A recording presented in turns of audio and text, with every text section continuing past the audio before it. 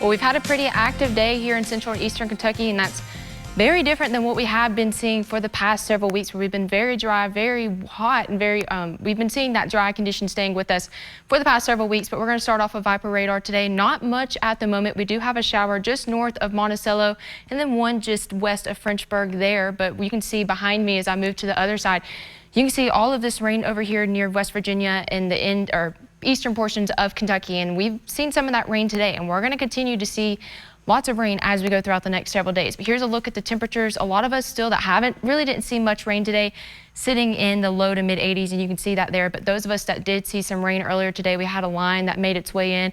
You can see that most of them are still sitting in the low to mid 70s. But here's a look at what you can expect for the rest of the evening. I think that's overdoing it just a little bit, but we could see some showers and storms once again make its way into the area this evening, and that's going to start to make its way on out of here. But as you can see, we're going to have another line that makes its way in Monday morning, so we could be seeing some rain. So definitely need that rain jacket if you're heading out the door, especially for school in the morning hours, and going to need it in the evening hours too. We're going to really need the rain gear for the next several days, because it's just going to be constant on and off rain. It's more of, like, I guess the best way I can describe it is line after line of showers and storms making its way on in Tuesday morning. Once again, probably starting off a little bit more drier, but as we get to the afternoon hours, we're just going to continue to see rain after rain. I keep sounding very repetitive, but that's really just the story for the next several days. And here's a look at the rain chances for the next 5 days.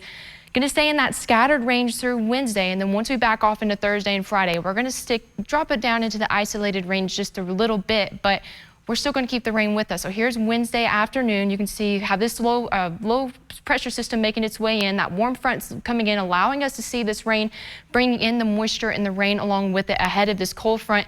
That's going to start to make its way into the area, and we can see it's sort of linger here as we go into Thursday afternoon and evening, and that's just going to allow us to keep seeing the rain that we're going to see. And here's a look at the rainfall for the next 7 days, excuse me.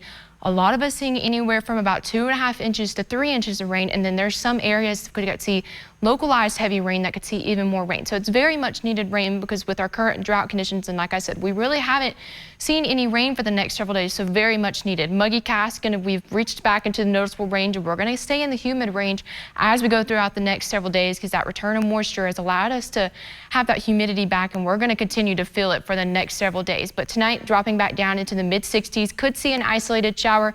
Tomorrow, we're going to warm back into the upper 70s, low 80s for some, mostly cloudy. Showers and storms are going to stick with us. Here's a look at the 7-day forecast. Rain chances sticking with us for the first day of fall tomorrow, and going to stay with us through the rest of the week.